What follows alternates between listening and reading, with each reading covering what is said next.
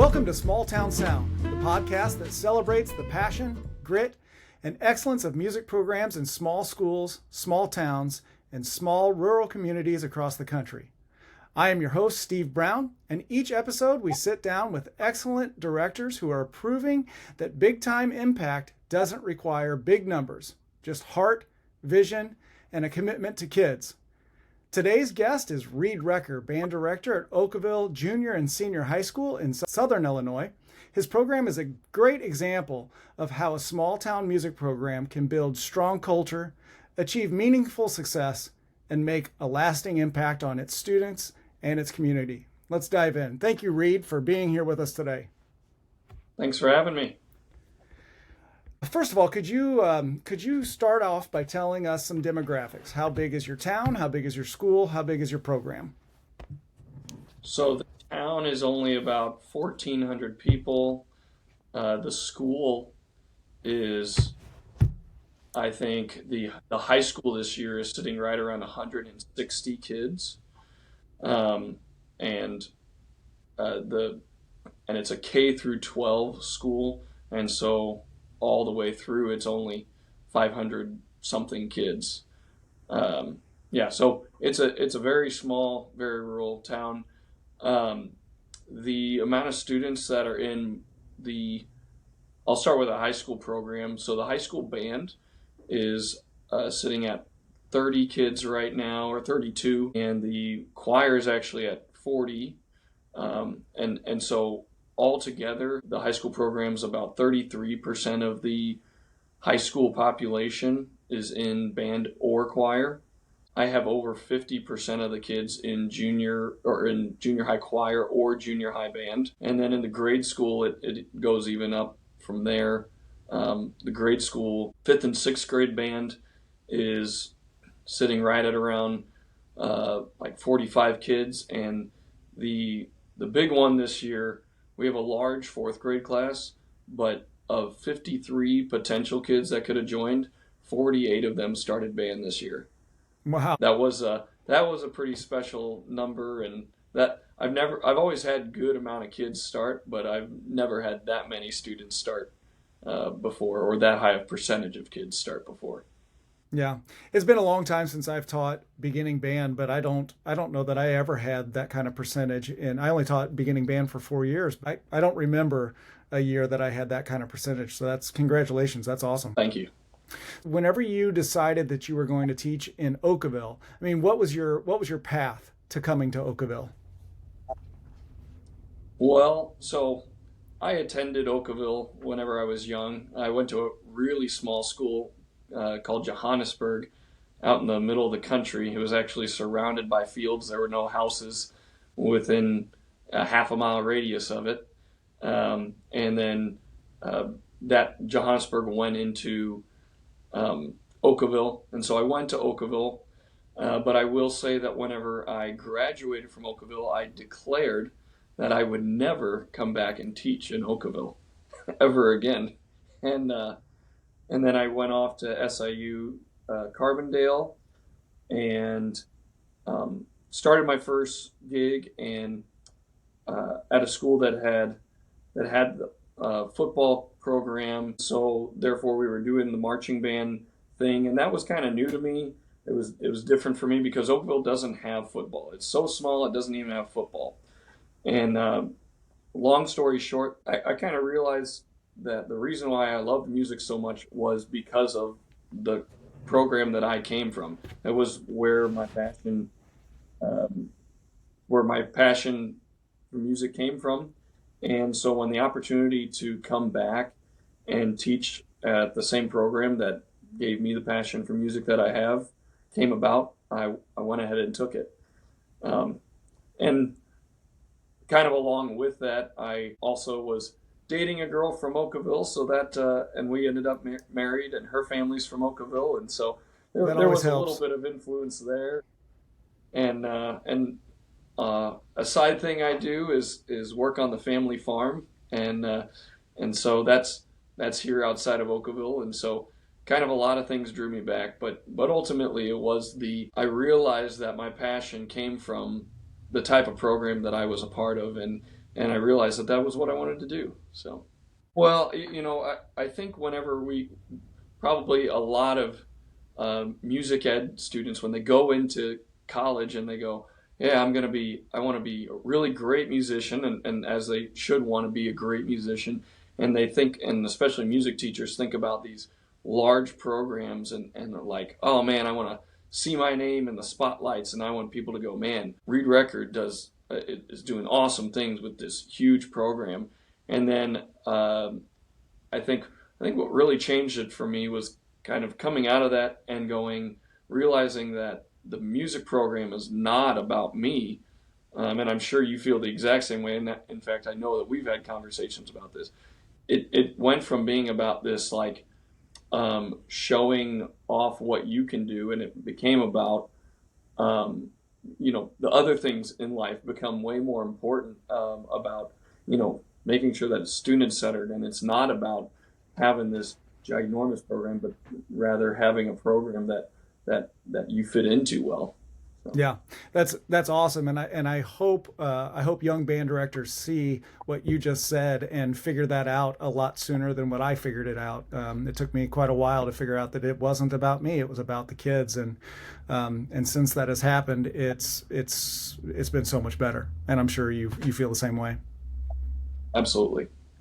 So how would you describe the culture of your program? So tell us a little bit about what you do and what the kids like and what the kids what they kind of why they stay in and what they grab a hold of. Sure. Sure. Yeah. Well, because it is such a small school, I think about that. I can't cater to only the kids who just live and die for music, right? I've got to cater to the students that are doing select sports. I've got to cater to the students um, who kind of they like music, but it's not their number one priority in life, and you got to figure out how to make that work while still having high expectations. And so and every level is different. In fourth grade, when we start beginning band, it is it's chaotic. There's a word to describe the culture of fourth grade. 48 kids in a beginning band is total chaos. But you just lots of celebration, lots of um, lots of energy, and that's one of the things that I think is the number one thing that I try to keep steady in the program all the way throughout is got to keep the energy going. That way you can't lose the kids that again don't live and die for the music program. But if there's energy, if there's positivity, and if it's a place that they can enjoy themselves and look forward to going to every day, even if we're not um, performing Beethoven's Fifth Symphony, if we're performing something that they're proud of, then they can have a good time with it, and so we definitely try to focus on having expectations, but we got to have fun while we have those expectations. And yeah, I have a lot of energy, and I make sure to use that in the program. The things that the kids really like, I tell you what, I get asked about this day one every single year. Is we do actually do multiple lock-ins a year. One for and two of them are overnight. One the junior high kids get to stay overnight, and one the high school kids get to stay overnight. And while that doesn't have hardly anything to do with music, that is one of those times when the camaraderie really comes together and kids get to just spend time hanging out, and it's one of the big relationship building times, not just for the kids, but also for me to build relationships with those students too. And so um, I would say we really focus on good experiences, whether they're music based or just students and myself building relationships. It's really experience based. So let me get this straight. You have 45, let's say 45 fifth graders that you allow to stay overnight in your school and you watch them the whole night? So so the fourth, fifth, and sixth graders, this is coming up, and the The buzz Oh, is so it's there. even more The than fourth, 50 kids.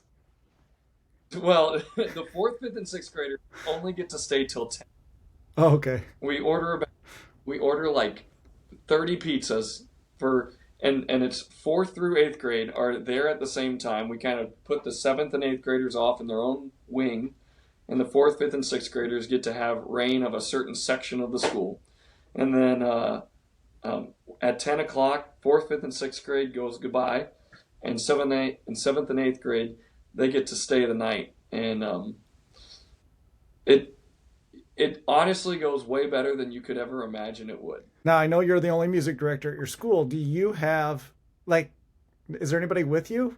Is it just you? Well, yes, there's parent chaperones and our general music teacher, who also helps me out with. She definitely assists me in some of the band and choir stuff as well. She's usually there too, and but and in the first few years, I tried to stay up all night every single night. I don't do that anymore. Usually around 2 o'clock, I magically disappear, and then I come out of the shadows around 4:30, 5 o'clock to kind of wrap things up and get things cleaned up. So Yeah.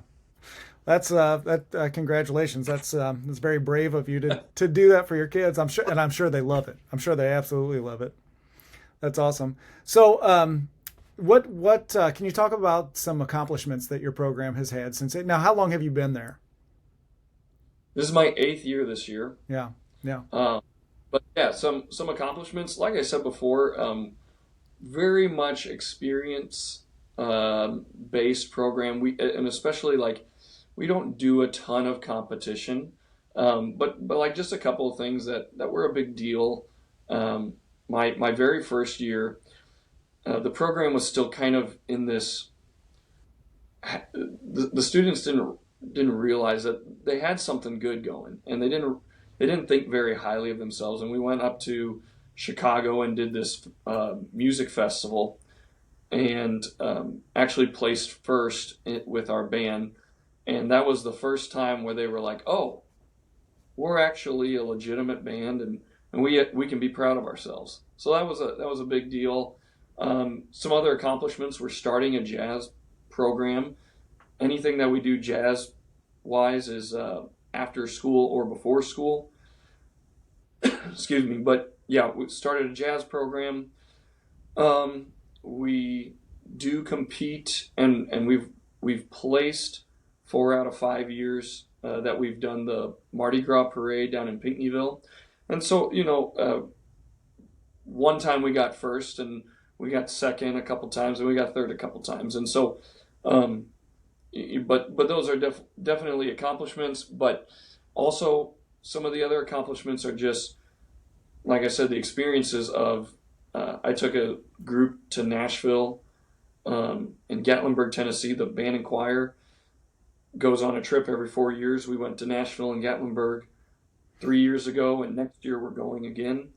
And that was a big deal. We get to record ourselves in the RCA studio, and perform outside the Grand Ole Opry, and perform in the lobby of the Country Music Hall of Fame. So some really cool experiences there, and then just all the stuff that, especially the jazz band, all the things that we've done, are big accomplishments. We perform at lots of community events, which I'll kind of talk a little bit more about later. But those are the big things, and then kind of re-mentioning the big recruiting classes of the fourth grade. That is something that always blows my mind, how many kids end up starting band in fourth grade. Yeah. And so that's a really cool thing. Yeah. Can you talk a little bit? Yeah, those are all awesome accomplishments. Can you talk about the grain bin, when your choir singing the grain Yeah. bin? The viral grain bin video, or I guess a half viral maybe. Well, So I would say it's very viral. so that was really cool. And you've done it too. Yeah, it was cool. And you're We did it, and we had a couple of hundred views, and you did it, and you get a couple 100,000 views. I don't know what happened. I chalk it up to it. We did it at the right time, and so that was right after. That was we'd been out for COVID. Like the rest of the school year was gone, done. We come back the next year, and we were doing choir, but we were wearing masks, and everybody had to stand apart from each other. It was a very weird situation. The grain elevator that is actually in the little town of Venety, that I live just right outside of, they were putting up a big grain bin, ginormous grain bin, and they invited us to come out and sing. And we did this version of Star Spangled Banner out there, and they posted it. And again, I think it was the country was kind of looking for something to get them pumped up during this such a dreadful time when we're doing all this social distancing and everybody's wearing masks everywhere you got to go, and it was just really a dreary time. And there was something very patriotic about it, and all of a sudden I was seeing it getting shared by people in Iowa, by people in Alaska, people in Brazil. Somebody even showed my sister who was up in Iowa, and they were like, "Hey, look at this grain bin video." She goes, "That's my brother." And just it was really cool, and it just kind of took off out of nowhere. So it was. Yeah. You hit the nail on the head when you said it was the right time, because we were all. I remember looking at old YouTube videos during COVID thinking, I don't know if this is ever going to happen again. I don't know if I'll have a program. I don't know if music's going to continue. We just didn't know.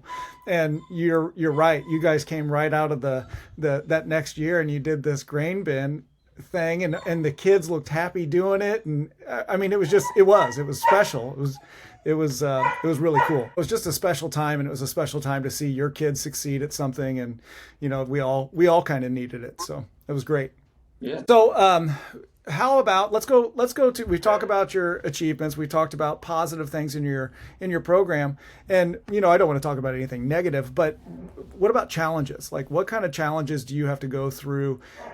Maybe daily, maybe weekly, but even like scheduling or school things or community things. Yeah, the big challenges are mainly two things. Number one, when you only have when 25% of your students or 25+% of your students are in the program, those are the same 25%, 30% that are also playing basketball, cheerleading, in the musical, on the leadership teams, tutoring, trying to get straight A's in their academics. I mean, these kids are like, they are spread very thin. And so I have to be really careful about, I want to do everything, but I can't do everything, and they can't do everything, and I can't expect that. And so it's finding that balance. And sometimes that's talking to the kids. We have a couple of opportunities coming up to perform, and I said, do you guys want to do this? If you don't want to because you feel like you got too much on your plate, we won't do it. This is for you. And they said, yeah, let's do it. And so we're doing it. That's one of the big things, and every year we try and work on it and get a little bit better. And then the other thing is, the band only meets 3 times a week. The high school band meets 3 times a week, and the choir meets twice a week. So you got limited rehearsals. And then on top of that, I'm in a really difficult situation in which not even all of the band and choir students fit in the allotted time for class. So they have another time allotted for the kids that couldn't fit it in their schedule, where we meet 20 minutes. So band kids meet 3 times a week for 20 minutes each. That's the other students that aren't in the regular class. And same thing with the choir. They meet 20 minutes twice a week. All the kids that couldn't fit in the regular choir. Yeah, and you've told me that before, and I couldn't imagine teaching some of my band sometime and some of my band at a different time. And the thing about it is, your band sounds good, and your band always sounds good. So once again, congratulations to you for being able to overcome that challenge. It's incredible. There's got to be a better way for that, but you're making it work. So that's awesome. I mean, and when I say Yeah. there's got to be a better way, I mean there's got to be a better way for your school to handle that, not for what you're doing. I think you're doing a phenomenal job breaking through that brick wall. But we only get about 10 actual full rehearsals a year. Um, it is hard. I mean, so it's a lot of on the fly adjustments. And I do think, one of the big things that suffers because of it is, balance and blend is difficult. Of course, too, I think that we could be doing another half step up in our difficulty level of music, Yeah. at least, if we had everybody together. And that's just, at one point I was trying to push it and push it and push it, and I was losing kids Yeah. because the kids that weren't in the class were like, we can't keep up with this dude. And so I just had to rethink things, had to learn a lot about how this is going to work, and had to be flexible with understanding it's not perfect. It's never going to be perfect. Like you said, there are maybe ways to make it better, but it's never going to be perfect. That's just one of the realities, and that's okay, because there's so much else that's awesome about the small school program, and so you take the good with the bad. Sure. Talk a little bit about your community support. Well, I talk to my kids a lot about the community and the importance of it, because I mean that is who supports them, and they are dying to see success. They love the school, and they love the program. And the more that we do for them, and the more that we show appreciation to them, the more that they give it right back. I mean, the perfect example is about a month ago, I got a call from a guy that he's in rock bands around the area. He calls me, and he's like, "Hey man, I've got this drum set that I got for sale on Facebook, but I was thinking that I could donate it to the program. It's for sale for it's like $4,000." Yeah, it had 2 bass drums, 4 floor toms, or 3 floor toms. I mean, this thing is a complete set and then some. Dude, I mean, we'd love to have it, but oh my gosh. And that's not the only time that's happened. Somebody dropped off a $3,500 saxophone in perfect condition earlier this year too. I mean, and those are not the only things. I mean, I love how often, and I try to again tell kids this, it happens multiple times a week where somebody just comes up to me and just says, "Hey, we just love the music program." And I do try and tell the kids that, like, you have no idea how much this community loves this music program. And I don't know how else to explain it other than it people just really are excited about Do it. you I always struggle. I mean, I can kind of tell you struggle a little bit too explaining that to the kids. I always feel like I don't explain it to them enough. Like they don't really get the weight of the community support. Well, some kids do and some kids don't. And kids that have a love for their community, even myself, I loved my community, but I was like, I got to get out of here. But then you come back, and just because somebody's not, at one point I didn't realize, like, just because somebody's not huge into music the way I was, doesn't mean that they don't support the program. Right. And so, yeah, I agree. I don't think that there's ever a time whenever I'm like, man, you don't get it. Like, these people absolutely love it. And all that we can do is just continue to give them music. Tell them thank you, and then keep giving them music, because that's what they want. Right. They just want to see kids play and have fun and do what they love doing, and or just doing what they like doing. People Yep. love to see that. What advice would you give to younger directors who are just starting out in a small school? Well, I'm a very glass half full kind of guy. So, like, no matter where you are, whether it's a huge school or a small school, you've got to find the positives. I've been burnt in my 10 years of teaching. I've been completely burnt out twice. And what saved me is events that have reminded me to like look for the positives and see the amazing things. One of the big moments for me was we had a guy working with our program, and he said, "Guys, I know you're a little hesitant today, but no matter what happens, no matter how you play this, no one's gonna die from it. All right." And not to say that music isn't important, but like, let's just have fun. I know that kind of deviated from the question, but be positive, have that glass half full mentality, see the wonderful things that are in every single program, and then the other thing is, sorry, I'm losing my train of thought. This might be an editing. This might be an edit. I had something profound and I totally lost.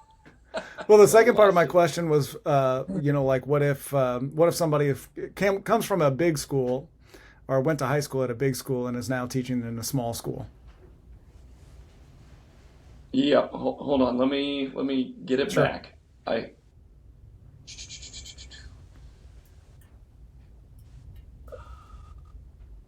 Gosh darn. Oh, okay. All right. Yeah, I got it.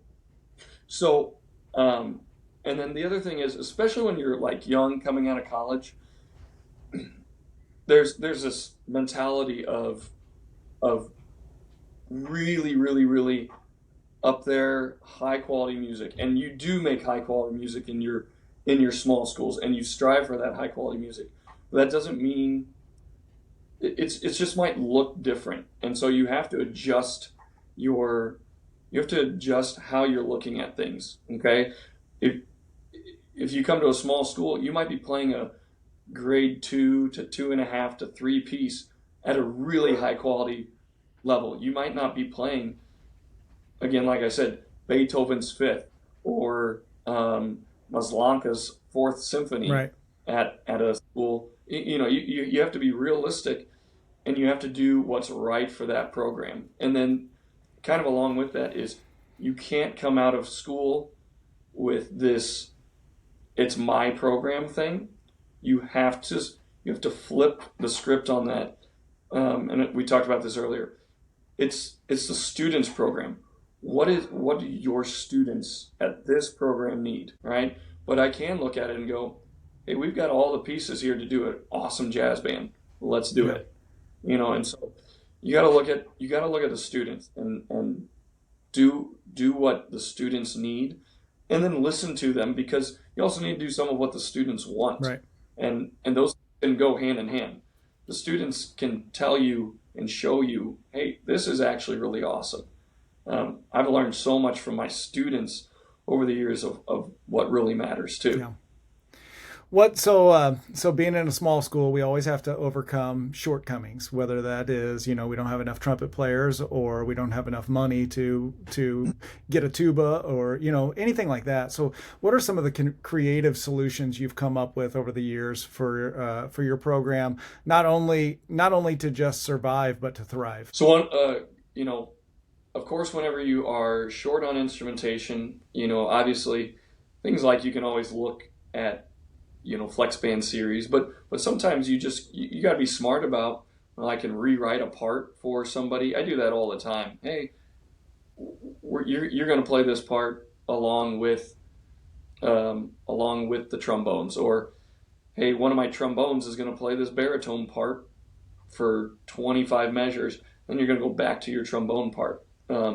So there's those things about, like, just because the music is written this way, you got to make it successful for your program, and that's okay if deviate a little bit from it, as long as you reach the high quality.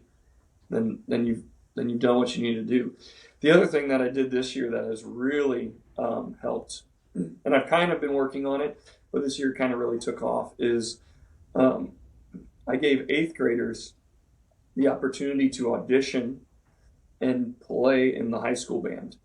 And so that actually took our high school band up to 40 students this year instead of 32. And I have a really talented 8th grade class this year. And so, number one, it helps with their retention in the high school because they're like, they're bought in on the program now. Number two, um, these 8th graders, some of them are showing the high schoolers how it's Yeah. done. And so, um, I had my high schoolers the other day, a couple of them were saying, like, these kids are not only just like adding some sound, they are contributing to the musical quality. And the high schoolers recognize that. And so, that was a big thing, and that made a huge difference. And every once in a while I'll do that too for, pull up a 6th grader into the junior high group to help fill something out. And that's an easy way to make a 6th grader feel pretty special. Right. Yeah. So, So we're getting to about 30 minutes here. So we're going to wrap things up just a little, or kind of start wrapping things up. But before we do that, is there anything that you would like to do that highlights your kids or showcases your kids? What would you like the world to know about your program? I think it comes back to we were talking about community, and that's we're not touring around the country. We're not going on all sorts of trips. We don't have the funding, right? But we perform a ton in this community, and pretty much any major big event in our community and some small events, you better believe there's a group of music students there in some capacity. Sometimes they're not even playing music. Sometimes they're painting people's faces. But the music program is present at pretty much every event in the community, and that helps people see the significance. I mean, what better way to show, hey, why does a music program matter in a school? Because the community depends on this program for the functionality of the community. I mean, you think back to the parade this year. I know it got too hot, and all the school bands were out. It was the smallest attended parade probably ever. All right, the music makes the hometown parade, and so you don't have to travel to California to do something big with your program. Our program is at the parades, is at the fish fries, performing jazz music, is that we go to That's where the best jazz is played, isn't it? That's right. That's right. We go to our golf course, to the restaurant there, and we're going to be performing there in a few weeks. We perform at appreciation dinners for different clubs, and again, they support us, and we support them, and that's what makes this community go around, and that's what makes the community tight knit. Not that we don't want to do big things, not that we haven't been. Like I said, we went down to Nashville. We've sang at the Cardinals at Busch Stadium. We've done some cool stuff like that, but ultimately, what makes this program so strong is we have a goal of giving back to the community, and the community has a goal of giving back to us. Yeah, and I mean, if you can sum up everything in your whole interview, you've talked about nothing but community and the importance of it. So I think that's awesome. I thank you for coming in today, or coming on the program today and being interviewed. It's felt very comfortable because when you and I hang out, this is where our conversations go anyway. We talk about band, and we talk about choir, and we talk about how we can teach in a small school, and just kind of what we do. So I don't know anything about farming, so I can't talk to you about farming. So, but thank you very much for doing this.